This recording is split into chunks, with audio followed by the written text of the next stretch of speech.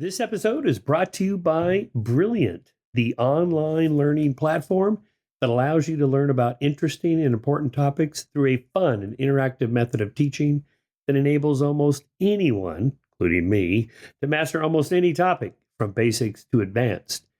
And these are done in short, easy to follow lessons that you can engage in at brilliant.org/skeptic. Through Brilliant, you can master any kind of topic in math, science, programming, data analysis, and AI. Just for fun, I thought I'd take the calculus course. I know, crazy. I mean, when I was in high school, I had geometry and algebra. I kind of bumped up a little bit against pre-calculus, and I thought, oh, this looks way beyond me. So I returned to what I was good at, sports. Anyway, I just came back to it and tried it for fun. Like, here's the area problem. How would you calculate the area of that blue shaded area there under a curved line? Much of calculus was invented to solve the area problem. How do we find the area bounded by a curved graph and the x-axis between two x values, A and B, there on the flat line there? Excuse me.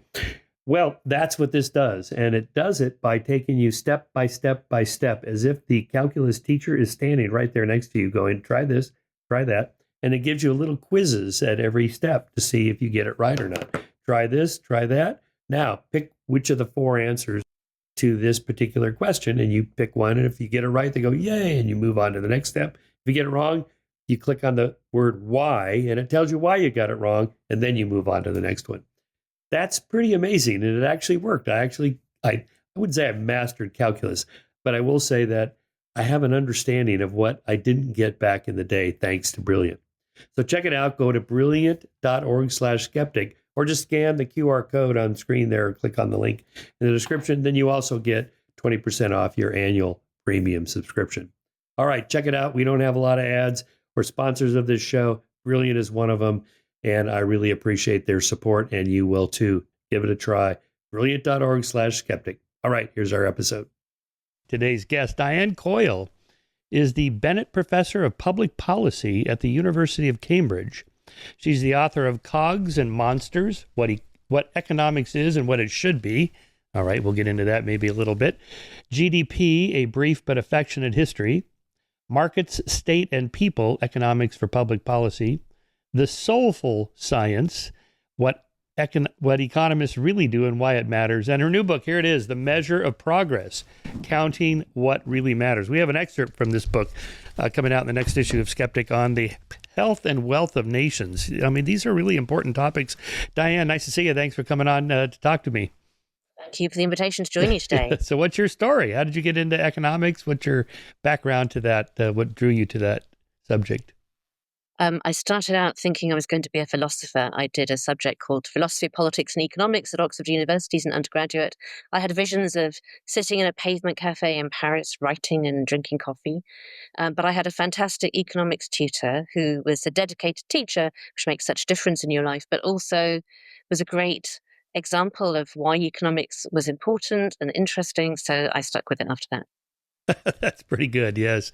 Yeah. Sometimes I wish I would have majored in economics rather than in social sciences and history of science and so on, because what you guys deal with are really probably the most important things there are. I mean, unemployment, inflation, and interest rates and all this stuff that seems to drive the world. All of those things, which are the things that occupy the media and the headlines, but of course also, why do economies grow over time? What does that mean? How do you improve people's living standards? And a lot of other kinds of policy issues, pensions, housing. So all of the fabric of life, we can get our hands on that as economists. Yeah. Just thinking back on my own readings of this stuff in college, I went to Pepperdine University. We all read Ayn Rand's Atlas Shrugged. Of course, that's what you have to do in college. And then that led me to reading Ludwig von Mises and Hayek and Milton Friedman and all the libertarians. I thought, well, that's the correct economics. And then I realized, oh my God, there's a whole nother side of this field. And then I took all the great courses, the teaching company courses on economics, and it's a very rich field. So let's just start there before we get into your new book on GDP. How do economists determine causality? How do I know if the Keynesian model is the right one, or the the Austrian economics model is the right one? How do you test hypotheses and theories? Those kinds of examples are where it's absolutely the hardest to test causality, because you're trying to look at an incredibly complex, interrelated set of variables that might affect the things that you're interested in. So, macroeconomic growth or interest rates, there are a ton of things that affect those. And so untangling the causality is difficult, and it's usually two-way as well. The things affect each other. It's much easier, and economists have really good techniques for thinking about causality in other areas. If you increase a certain tax, what will that do to demand for the product? If you want to incentivize people to get to work, how should you structure the welfare system? Those are the kinds of questions on which it's still not completely straightforward, but much easier to establish causality. And economists can contribute a lot to decision making in policy, as we're talking about, but also in business. A lot of roles for economists in business too, and all the big tech companies now, for instance, and companies like Uber or Amazon or the AI companies are hiring a lot of economists to help them structure their products. Yeah. And could you use natural experiments that you can't run controlled experiments exactly? Like, for example, the UK tried this, the US tried that, Germany tried this tax rate or whatever, and then you see what the results are. But the countries are not the same. So how do you control for intervening variables? It's a challenge. So there's a lot of work using natural experiments. And ideally, you would want that to be in a situation where you have enough similarity between the different contexts as you're discussing. People might often take advanced economies as reasonably good comparators to each other, but other examples would be, different school districts or just across borders where the communities on either side of the border, a state border, for example, are very similar to each other. So you can do that. But there are also a lot of econometric methods that are using what we would call observational data, like administrative records or standard macroeconomic data. The techniques that have been developed by economists and awarded Nobel Prizes for in recent years really help underpin the attribution of causality. Nice. Okay, the measure of progress. Love that cover with the stopwatch or whatever that is, trying to measure something. It's a barometer, right? It's a barometer, I think, yeah. The barometer of the economy. Nice. I'm a big data guy. How do you know things are getting better or worse? If you just follow the headlines, that's not going to get you very far because things go up and down and the news just reports on bad stuff. So you have to take the trend lines. But which trend lines? What do you measure that counts? And why are you skeptical of GDP? Give us a brief history of GDP and why you find that problematic. GDP is an idea. It's not a thing like the temperature today or the height of the mountain. And it's an idea that dates back to the closing years of the Second World War, when its purpose was to help governments manage the economy and, in fact, ration consumer demand so they could supply the military. It's been widely attributed as helping the Allies win the Second World War. So these statistics matter. But it's always been known to have some drawbacks if you're thinking of it as a measure of progress in people's lives. It's always excluded using up natural resources faster than their replacement rate.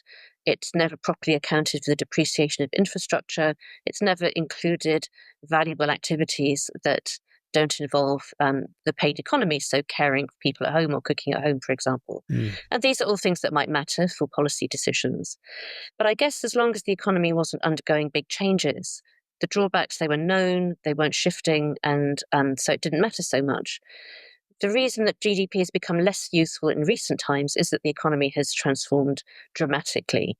And so the first half of the book really is about the changes digitalization has brought to the structure of how we consume, the structure of production in the economy, and the fact that we simply haven't been collecting the statistics that would help us know what's happening, and therefore what is the strength of the economy's production base, and how are people's lives getting better or not because of these technologies. We just don't have that kind of data.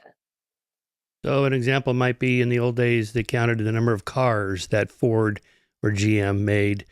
And now you're saying that something like an AI company that produces, large language models that generates whatever, legal documents for law firms or something, we're not counting that kind of stuff? We're not counting how much is AI being used, how big are data flows in the economy, and data is considered to be a really valuable asset by lots of companies. We're not counting the price that companies are paying for cloud services. We're not counting the value of all the open source software, which affects business decisions about whether to use open source or paid for proprietary software. We don't really know the structure of supply chains in the economy. So if you want to get a handle on what impact our high mutual tariffs going to have, not just on trade balances, but on what will that do to how your own companies can, what will happen to their input costs, and what are the bottlenecks in those supply chains? We don't know that. So there's been a transformation. Digital platforms, globalized supply chains, a lot of unpaid digital activities that are not easy to capture in the way that we structure the statistics. So just a whole swathe of things that we're kind of flying blind on if you're a policymaker. Interesting. So maybe comparing Facebook to GM or Ford would be problematic, or even within Apple Computer itself. I mean, they produce the hardware. Like I'm on a laptop here, I got my phone there, but the digital apps that are on my computer and phone, those are more difficult to track in terms of their value to the economy. And in fact, Apple doesn't produce the hardware. That's produced in China and Taiwan, with inputs from a lot of other countries as well, from Germany to South Korea. So there are lots of potential bottlenecks that will affect companies like Apple. Right. Okay. Some of the other factors you discussed: natural resources, depreciation of assets, the caretakers. But what about you also discussed the well-being or happiness? There's these happiness indexes, which I always find problematic. How are you measuring happiness, and why is that the metric you want? I find that problematic too. I mean, in a sense, of course, what we want is people to have as high well-being or happiness as possible. But it isn't a good guide for policymakers. And the point about statistics is it's fundamentally about making better decisions in business and policy. And the reason happiness isn't a good measure is because, think about how you measure it. It's done on a scale. You record how happy am I today, or how happy was I last week looking back, and you're asked to put it on a scale of 1 to 10. And most people, they're probably a 6 or 7 a lot of the time in countries like ours. So it doesn't change very much. And in fact, there's very strong psychological evidence that people adjust. So if you win the lottery, you're massively happy for a little while, but then you revert back to how happy you were before. And vice versa. If something terrible happens, you're deeply unhappy for a while, but you revert back to where you were before. So it's a sort of useful thing to know, but not a good guide for policy. And so I'm not in the camp that says we don't need anything else. Let's just measure happiness. Right. Yeah, I tracked some of that research for a while, where that subjective well-being, I guess, is the term they use rather than happiness. But it's still, you're just asking people to report what they're feeling at any given moment. Right. So they had the little when they were using beepers, and you would just beep somebody throughout the day and ask how they were feeling, which is better than, say, once a month, or how they're feeling, something like that. But then there was that Easterly paradox, where it turns out people that above a certain income, I think at the time it was $75,000 a year, or something like that, happiness does not increase. But wouldn't you rather have 150,000 than 75,000 a year? Even if it doesn't make me happier, it gives me more options and better education and a nicer car, and I don't know what. Absolutely. And in fact, if you look at one moment in time, people who've got more money are happier than people who've got less money. So they're correlated. I think the problem with looking at it over time, which is what the Easterlin paradox records, the argument is that people within a country will get much happier over time as their incomes go up, and then it reaches a kind of saturation. But if you think about the way that those things are measured, GDP can go up and up and up, and has done since 1800 or so. But if you're measuring happiness on a scale of 1 to 10, it can only go to 10. So those things are going to stop being correlated. It's like saying we've got taller over time up until 1930, but now we're not growing any taller. But you wouldn't expect us to be 8 feet or 10 feet tall. Right. It's just a different kind of variable. Yeah, That's right. In any case, I always didn't like the arguments that that rich people made, like, "Don't you worry about how much money we're making because it's not going to make you any happier." Oh yeah, can I have your yacht? It won't make me happier, but I'd still like to have the yacht. Yeah, I mean, I think that the challenge comes in with what an economist would call positional goods, where you're buying things that are in short supply to reflect your status, and those are good candidates for taxing things if you want to raise more tax revenues, and because they're in short supply, then not everybody's going to have them, and so that's um, a zero sum game, if you like. Yeah. Well, and also, what's the goal of a society? Okay, it probably not to make people happier. It's the pursuit of happiness. Okay, well, how do you do that? Well, if you have more options, and what does it take to have more options or freedom or degrees of freedom in your life? Well, resources like money. It's not that the money makes you happy. It's that it gives you more options to take in your choices. So I agree with that, but one of the arguments I make in the book is that we need to look at more than the money incomes that people have, because there are all kinds of resources that you would need to lead the kind of life that you might want to, and the freedom aspect of that is really important. Amartya Sen, who won the Nobel Prize in economics, argued for a different approach to understanding progress because he thought freedom was so important. You understand what people are able to do, their capabilities, and you understand what resources they can access. And he would argue that gives you a much better picture. So I think that maps onto the argument I make in the book for having a balance sheet for the economy, in effect. Think about GDP as the profit and loss account. Um, but you also need to know if you're interested in how your society progresses over time, will it continue to be successful? Will it continue to be prosperous? Then you need a handle on what resources are available. And that's partly natural resources. Are we burning down or cutting down the forests and faster than they can regrow? Are we polluting the atmosphere and making people unwell? But also, what's the human capital in a society? Are people educated? Are they healthy? What's the infrastructure? Is that being maintained properly, or are the bridges going to collapse in 10 years' time? And those are the kinds of things that are not measured nearly as well as the things that go into the profit and loss. So the time horizon makes a difference on what you are counting as progress. Like, are we measuring what life is going to be like in our country 50 years from now? So therefore, natural resources, infrastructure, and all that has to be calculated. Well, it's measuring enough to know that we're not making them worse off than we are. That if we don't know what will happen, all kinds of things will change. There'll be new technologies, there'll be crises, but we want to know that we've not left them worse off than we have, and that's that's I think a natural human instinct that um, uh, societies will get better and not worse because we've had centuries of that in the West. Yeah, these are collective action problems. How do you get people to care about what things are going to be like a decade from now or 50 years from now? What do I care? I just got to take my kid to school tomorrow and pay my mortgage at the end of the month. Well, you might care about your kid taking their kid to school. That's So, true. there's some concern. The evidence from genetics is that, we do have concern for future generations Hmm. wired in through our DNA and so on. Um, I do think, some people are selfish, some actually have a sense of stewardship. And many world religions would encourage that sense of stewardship and value it. Hmm. Some of them. Some of them are into the prosperity gospel, at least in the United States, where God wants me to be rich. Oh, yeah. Okay. Apparently, Um, he's not necessarily God, but somebody has given the same message to the guys in Silicon Valley. oh, yes. Well, that's Well, right. we can do most good by having the most money ourselves. Now, back on the GDP thing, like when you see, country X has a per capita GDP of 50,000 a year, and this other country is $20,000 a year. Like the comparison of North Korea and South Korea is just stark. I think the last time I checked, it was like 30,000 versus $1,200 a year for North Korea and something like that. Do we have accurate data at all, even on that, for some of these countries like North Korea? How do you know what they're doing? Um, it's a great question. I sort of struggle with the idea of accurate data.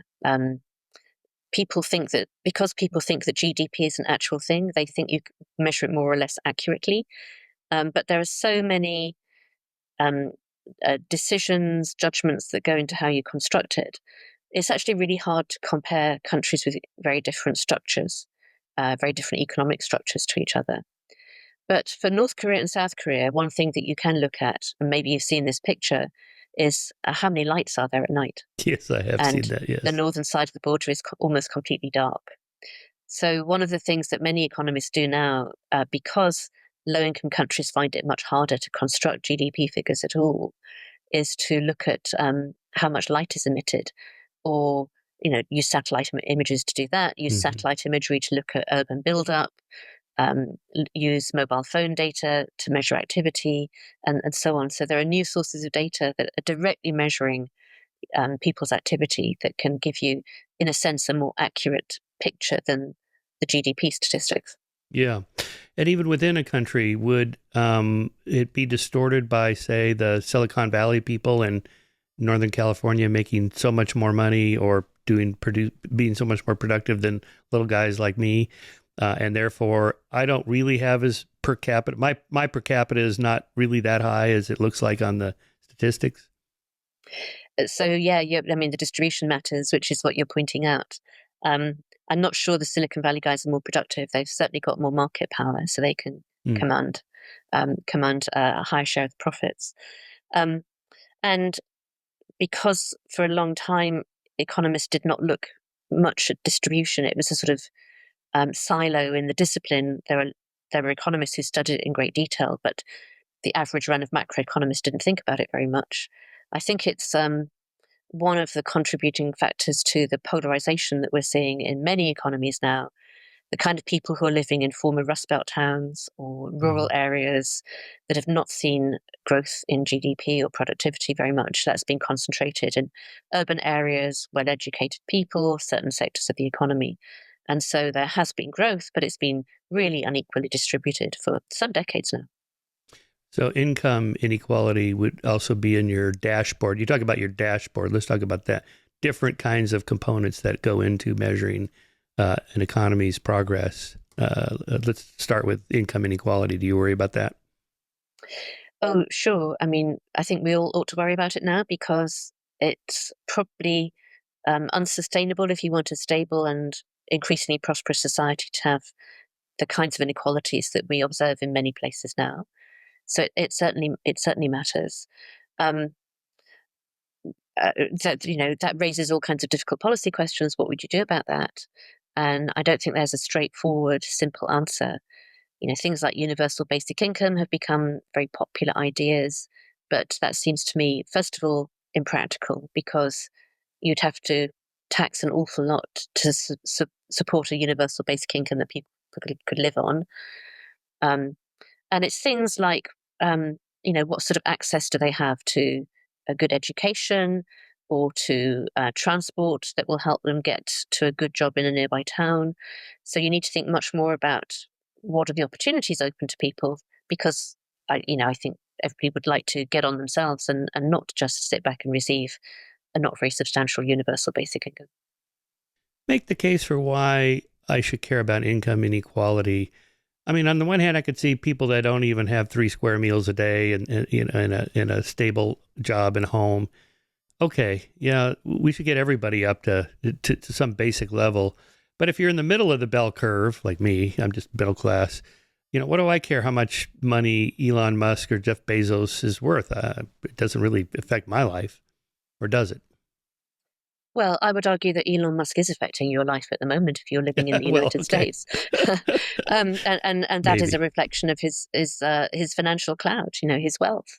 So I'm with Milton Friedman on this. I don't think inequality per se matters, but what he argued in his book Essays on Positive Economics is that if it gets too extreme, then it becomes socially destabilizing, and that seems to be the point that we have got to, and particularly in areas like technology, where the companies have a lot of market power, they start to have political influence, they start to tilt markets even further in their favor. That's not good for social stability, but it's also not good for the future growth of the economy, because where's the innovation going to come from? The startups need to be able to get into the market and grow their own businesses so that one day they become the future Google or the future Meta, in the same way that Facebook was able to do it with MySpace, but that probably couldn't happen now because there's so much concentration of market power. So I think some inequality is inevitable. At times of innovation, you get an increase in inequality, and people don't really mind that if they can see, if it seems to be justifiable because somebody's invented something, or even because somebody's really talented. They're a fabulous actor, so they get a lot of money for appearing in Hollywood movies. That's not what people seem to mind, but it's what is considered to be unfair income advantage, and that emerges when it's people who don't seem to be special in any way. They don't seem to have innovated particularly themselves. They're using market power to make themselves increasingly better off, and it just gets stretched too far. Mm.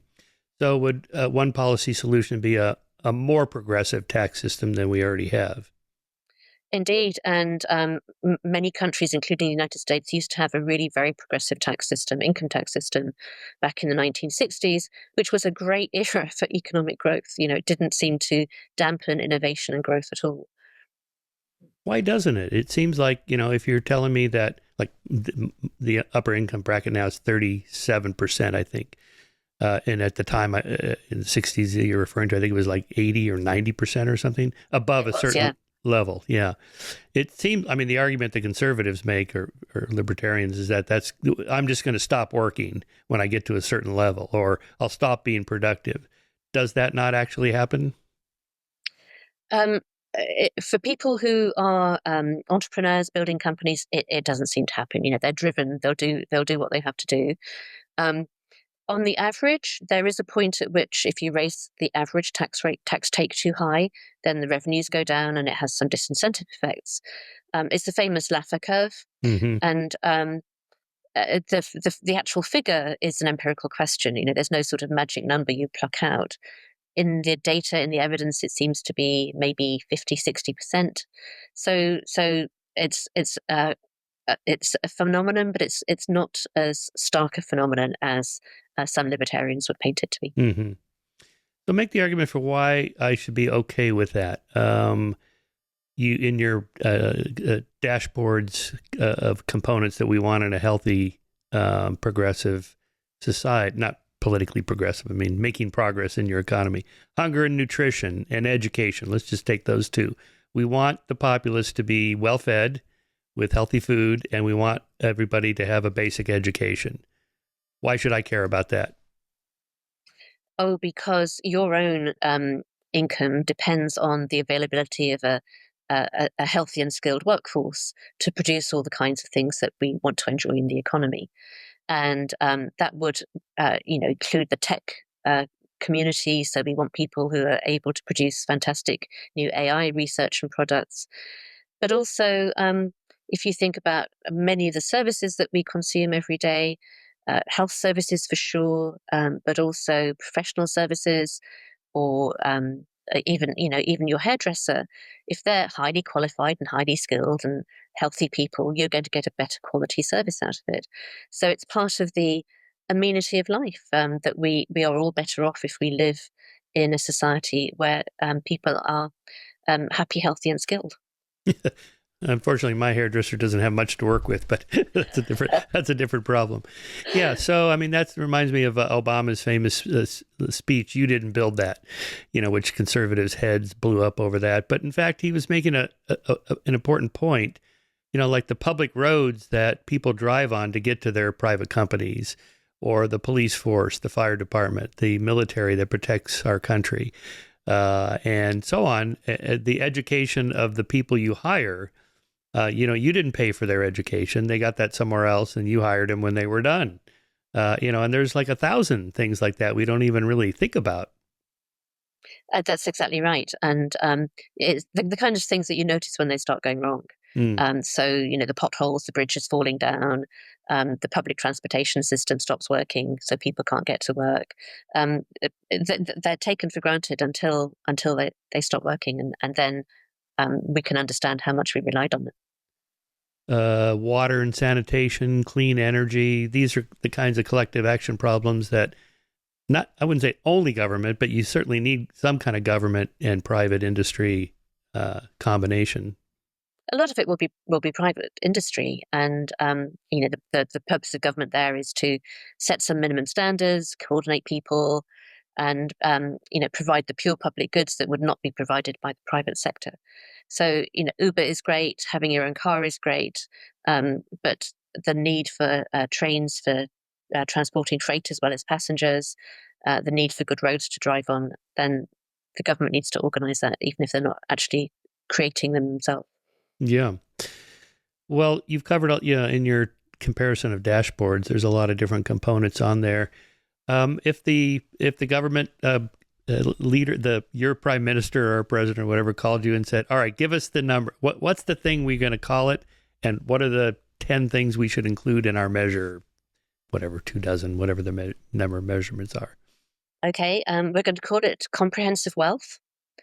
It's the national wealth, and it's called comprehensive because it covers a wide range of things. And so we understand what natural resources we have. Many economies are very dependent on the natural resources for energy as well as exporting stuff. It's going to be the human capital. What is the state of our population? In the UK, we have a problem of many people, a really high proportion since the pandemic, having remained out of the workforce for long-term ill health and disability. So we need to know about that. The physical infrastructure, but also the physical private capital. Have our companies been investing properly in their own future, or are they going to be less able to be profitable because they haven't invested enough? And then the sort of collective goods. Do we have clean air to breathe? Because that affects health. Do we have access to green spaces, which also affects people's health? So it's not a vast number of things. The one that you didn't measure alongside inequality is leisure. And notoriously in Europe, we like our leisure more than you guys over in the United States. We typically get 6 weeks statutory leave a year, and much more generous parental leaves and so on.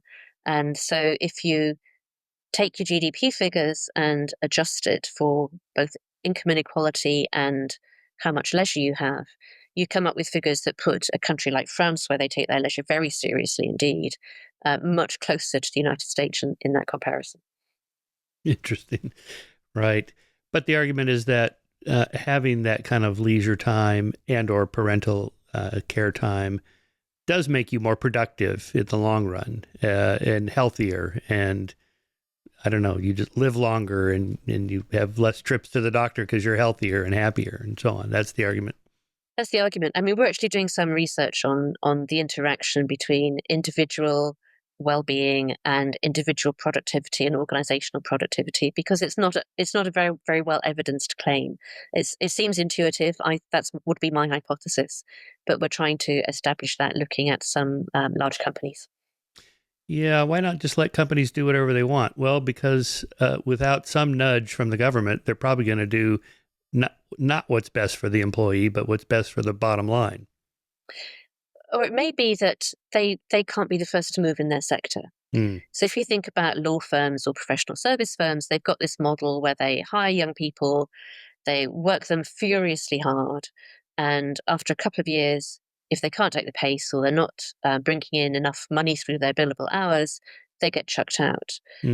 Now, that might not be a model that the firms are very comfortable with. They might think it would be better to switch to a less intensive model, retain people for longer.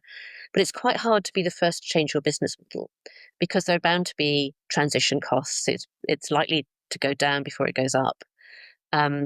So those kinds of system changes in how people organize businesses, it's quite hard to do without the government giving some kind of steer or nudge to people. So at the moment, it might be, what do we think about 4-day work weeks? What do we think about hybrid working? And there's some variation among big banks and law firms and so on, and how they're going to adapt their policies.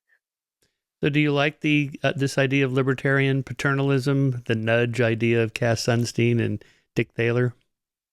I'm very uncomfortable with that. You are? Why? I am. Yeah, because because there's a presumption that the economist doing the nudging knows what the right answer is. Of course.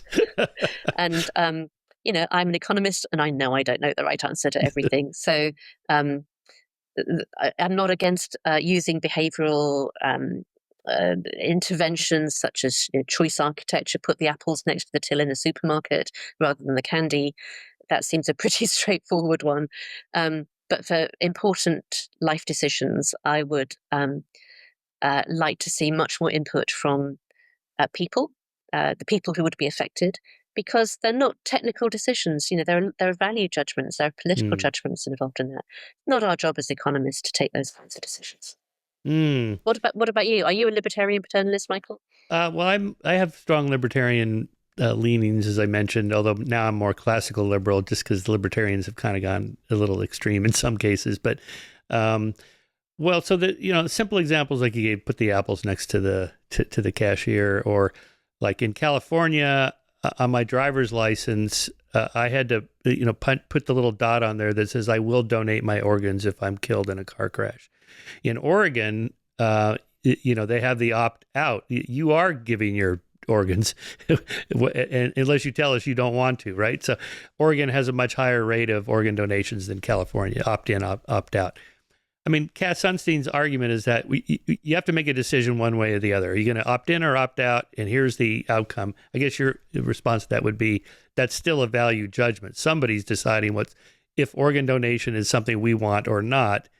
And the economists by themselves should not be making that decision. Is that what you're saying? Exactly that. There should be a vote in Oregon. It shouldn't be Cass Sunstein deciding what Oregon does.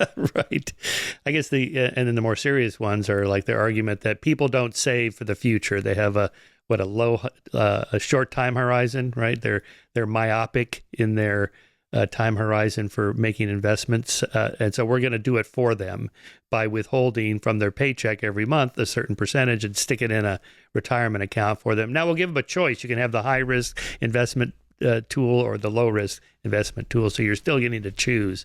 And your argument would be that's still a value judgment?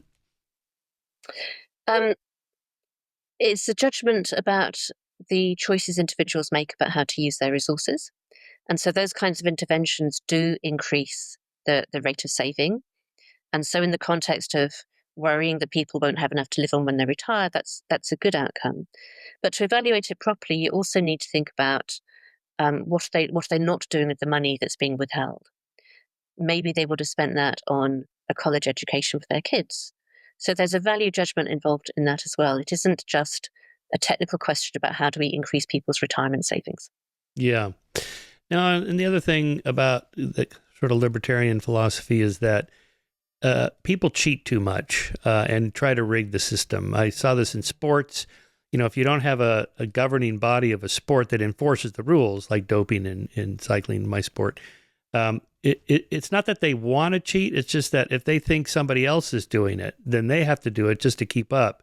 And you saw this in the 2008 run up to the 2008 meltdown, where all these Wall Street guys are just doing whatever they can because that's the way the game is played. And if you don't do it, then somebody else will, and you just will be out of a job. So, somebody higher up has to say, okay, we're going to stop doing this, and here's the new rules. And that's government in the economy. Yeah, these kinds of arms races are very common in technology as well. So people are concerned about the same thing happening with generative AI models. I mean, partly that might be an actual arms race. Let's see what happens in the world in the next few years. But it also encourages the development of models that are all similar to each other. And maybe it would be good to step back and think, do we want to create these kinds of models whose main output is that they do things like creating images and writing text? When we would like humans to do those, we'd like the models to do something else. So it's the direction of innovation then becomes very narrow, and they all try to do the same thing as each other. So to stop that, you do need some kind of intervention. Right. I was just reading something from Tyler Cowen this morning. You probably know Tyler. He's an economist. He's one of the more interesting characters I've met. But he said something like, it's only a matter of a couple years before an AI will be able to write a way better column than I can. So he's like, I got to get him in now. So I know Tyler. He was around the same time as me in graduate school. So I've known him for a very long time, and I either profoundly disagree with him or profoundly agree with him. It's nowhere in the middle. That's really funny. Yeah. Yeah. Okay. So let me ask you about a couple other things here that are going on. Modern monetary theory. What is your opinion of that? That's one of these hot button issues. I'm not really sure I understand modern monetary theory. It seems. Thank God. I'm glad to hear you say that. Part of it is standard Keynesian theory that printing money is expansionary, and part of it seems kind of illogical. I don't understand how they reach the conclusions. Right. I'm glad to hear you say that because, I mean, it's trotted out as one solution to the problems we're discussing here. You know, how do we get everybody out of poverty and everybody has 3 square meals and a house and so on? Well, you just print more money and give it to them. You know, essentially is the argument. Yeah, that's the argument. That's the Keynesian bit. But in Keynesian economists, macroeconomists would point out that that's only going to solve your poverty problem if you look at the supply side of the economy as well. And you've got to have the productive capacity to make sure you don't just create inflation. And I want to ask you about tariffs, because as you know, this is a big thing for Trump. I was in South Korea before the election last September, and Laffer was there. What's his Arthur. Arthur Laffer was there. So, you know, he's kind of a big libertarian guy, free market, Reagan and all that stuff, the Laffer curve. So they asked him about, and he's also a Trump supporter. So they said, how can you possibly support, you know, he's like an economic nationalist and he's like a pre-Adam Smith, just kind of economic nationalism is what matters. And he said he doesn't really believe these tariffs. He's not going to actually do this. It's a bluff. It's a way of negotiating with other countries. I don't know. Assuming he actually does pass these tariffs, what are the consequences of that? What do economists think of tariffs? I think almost every economist would say there are going to be negative consequences for the United States as well as for other countries. And those negative consequences will be worse the more retaliation there is and the more the thing ratchets upwards. Because you're not only creating friction in trade in the way that we would have thought about it in the 1960s and 70s, but you're interrupting these supply chains that you and I were discussing a bit earlier. And so for automakers or machine tool makers in the United States, that might dramatically increase the costs of some of their inputs. And they'll either have their profits squeezed or become less viable as a business, or they'll have to put their prices up. Now, the reporting I've seen recently is that President Trump has said, whatever you do, don't put your prices up. And then he said he doesn't care whether they put their prices up. I can't see how they can avoid putting their prices up in those kinds of contexts. Right, especially since so many of these companies are just sort of barely on the margin of making it, and they will have to raise their prices. It's not like they're Facebook and they have a gazillion extra dollars that they can dip into. And people hate inflation, and voters vote against governments that create inflation for them. It's a really, really consistent result. Yeah. Okay, what is the cause of inflation, and why is it that raising interest rates lowers it? That, to me, it's still counterintuitive. That's the sort of standard economic textbook policy response that applied when I was studying back in the day. I think it's less obvious now what the channels are from increasing interest rates to reducing inflation. But fundamentally, the thing that stops inflation is you put the squeeze on the economy. It's a gap between what's the demand in the economy, the nominal level of demand in the economy, what's the supply capacity of the economy. And if you get a shock to supply or you get a positive shock on demand, then policymakers need to take swift action to stop it spiraling. And so the debate we had a couple of years ago about was it transitory or was it permanent, I think fed back into policy being too slow to respond to the inflation shock from energy and the Russian invasion of Ukraine. Interesting. Okay, Reaganomics, trickle-down economics, back to Arthur Laffer. Does that work or no, and why not? Does trickle-down economics work? So in a sense, growth is always trickle down. There are always leading sectors of the economy. There are always places that grow faster than others, and that radiates out, if you like, rather than trickling down. Um, the reason trickle down economics has got such a bad rap is that you need to combine it with a rising platform for the people who are not experiencing the rapid growth. And that I think many societies have failed to do. So you need to make sure there are adequate public services, that there are minimum wages that people can live on, that rents don't get out of control, that prices don't get out of control. And in those circumstances, then it's all trickle down economics, but that's going to be broadly positive. The reason we don't like trickle down economics is because we forgot the people at the bottom. It's too far to trickle, if you like. Right. It's more likely to work on people that are already in the middle class, and they can go up from there. Yeah. Yeah. Okay. Right. Okay. What's the right percentage of unemployment? I guess economists say, well, we're never going to have zero. Okay. So how high does it go before you start to worry? Oh my goodness, you're taking me through I know, Econ 101. my economic exams from my student days. What is the right rate? One of the reasons that it's not zero is people take time to hunt for jobs. The frictional unemployment. There will always be short-term reasons people are not in the labour market.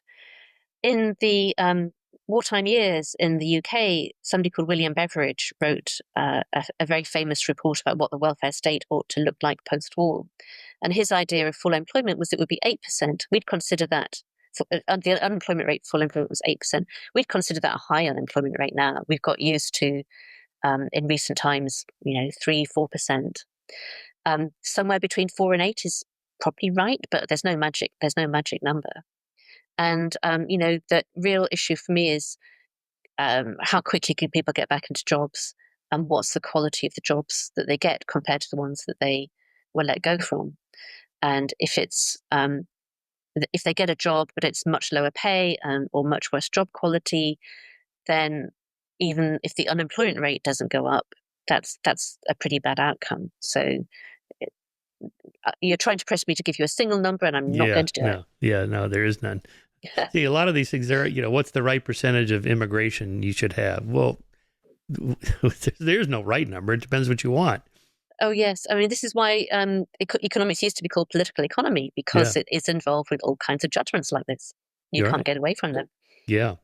All right. Here's one that was not in your graduate school days: cryptocurrency, digital currency, Bitcoin, all that stuff. To me, it's like modern monetary theory. I read it and I go, I really don't understand this. I'm not putting my money in that. But, maybe I'm missing out on something. Well, if you are, so am I. I would not touch them with a barge pole. One of the things that's said about it is that it removes the need for trust. So it's more democratic. You don't need powerful institutions to operate the currency. I don't see how it removes the need for trust, because you still got to have that trust going into the blockchain on which these cryptocurrencies are sitting. It just moves the need for trust.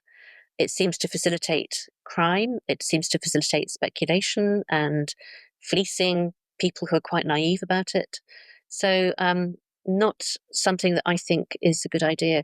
Interesting, I don't know what you think about this, to see central banks getting in on this and issuing central bank digital currencies. They obviously feel they've got to have a stake in the game in some way, but I'm not sure I see the value of that. But as you say, maybe I'm wrong. What do you think? No, I'm pretty skeptical. Having a government give you a foundation for your currency, it seems that's inevitable. You have to have that. Otherwise, I'm back to worrying about the people cheating the system. There's just so much fraud. I'm just amazed at how many scam artists there are. I mean, I've just had personal experiences with it. I'm sure you get these emails and texts and so on from people, just, don't these people have a job? I mean, there's a lot of people that their job is just trying to scam people. And my sense is that the cryptocurrency thing is just going to be filled with that, without a overarching regulatory system that says, we're going to, ride herd over the fraud in this system, or else the system will break down because no one will trust it. Isn't it interesting that these technologies have enabled the growth of this whole new economy of defrauding other people? Yes, And right. that we haven't thought very much about what are the economic costs of um, the digital technologies and AI. People have thought about what are the social costs, misinformation, impact on teenagers' mental health, and so on. Not so much about the economic costs. So, for instance, what is the cost to the economy of the fact that we all have to do two-factor authentication now? Yes, right. So there's a little industry in providing the means to do that, and maybe that's a bit of economic growth, and that's okay. But what about all the extra time it takes us?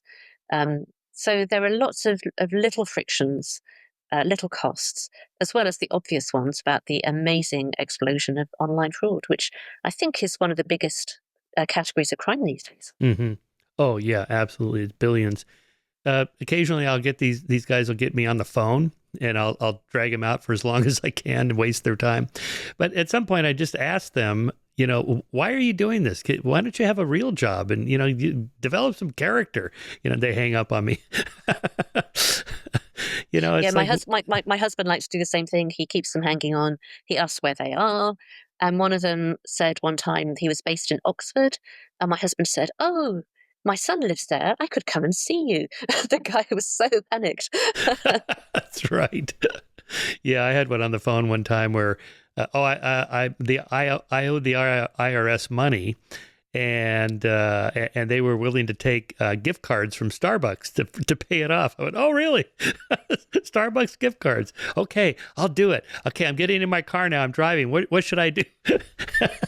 This guy was like, "Okay, now you got to go here and then you got to do this." It was just hilarious.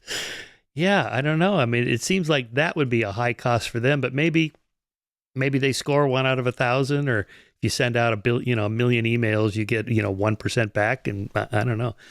I'm also told that those horrible emails, the Nigerian spam scams, where they have all the typos and all caps and the wrong language and all that stuff. I'm told that's done on purpose to weed out anybody like you and I that would go, "Well, this is obviously fraud." Because if you do respond to it, then you've gotten over that hurdle. So the amount of entrepreneurship and innovation in every human is simply astonishing. And if Yeah. only we could direct all of that to better purposes. Right.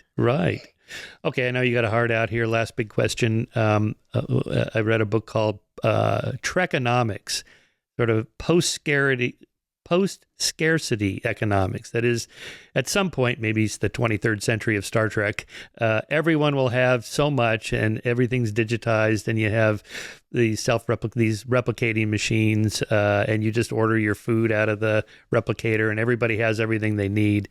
I mean, this is science fiction, but if you look at the long-term curves, like from the year 0 to, last week, it's a massive spike in wealth generation. How long can it go on for? Could we get to a post-scarce where we've really ended poverty, like the millennial development goal of ending poverty by 2030? Although that's just what no one makes less than $2.50 a day or whatever. This is not exactly a glorious triumph, but could we get there? What are your thoughts on that? It reminds me of a famous essay Keynes wrote called Economic Possibilities for Our Grandchildren in the 1930s, when he was already foreseeing this world of plenty and asking what would people do when we have all the basic needs satisfied. And it seems to me that you could get saturation in the kinds of things that we can easily measure. It's theoretically possible, and certainly in wealthy countries, there's a long way to go in many parts of the world, but in wealthy countries, you could see pretty much everybody having a very good standard of living. So then, what do we do? Does growth stop? I think I would argue that it moves, and we're seeing that already with the intangibles economy. And so there is a really positive vision of a world where all the basic needs are met, everybody's got a decent place to live, you've got transport to get where you want to go, all of that is fine. And then you can spend your time doing things that you really care about. You could go and watch shows, you could create animations. Most people have extraordinary hinterlands. There was a TV series in the UK in the 70s, I think, when Sir John Harvey-Jones, who ran ICI and was a very prominent businessman, went to visit failing companies to give them advice. And he went to a pottery company, which had stopped doing any new designs. They had shut down their design studio, and they weren't doing very much marketing. And so, not surprisingly, they were not thriving. And so he asked them, "Why don't you let people create? Because I've been to visit your workforce in their homes, and you've got one guy who's got a band and another guy who's built the Taj Mahal out of matchsticks. So that there is just extraordinary creativity. It seems to me a pretty good world if we can afford to do the kinds of creative things that many do. I mean, I guess the downside is that others would spend all their time scrolling through social media. So there are ups and downs. And anyway, AI is going to do all the creative stuff for us. So that's true. I'm not sure if my optimistic vision will come to pass.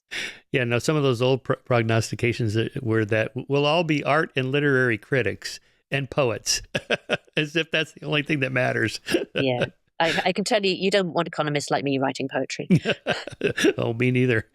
But, there is a need, I think, to get outdoors and move and do constructive things, whatever it is. It's not just being a laptop jockey, just writing stuff. People need that. People need some sort of goal, some sort of purpose, whatever it is. That can change, though. Some sort of purpose that involves other people as well. Yes. Yes. So tackling some of this social isolation that we've seen emerge in a lot of advanced economies in recent decades. Oh, right. The deaths of despair. Yeah, right. That's a problem. There's that. And there are the kids in Japan who never leave their bedroom, and all the lonely old people who don't know anybody. Mm-hmm. There's plenty of that around to tackle. So I don't think we're going to run out of problems, Michael. No, that's right. All right, Diane, thank you so much. Here it is, the measure of progress. Get it? It's a great data-driven analysis, which I really love, of course. All right. Thank you so much. Thank you. It's been great talking to you.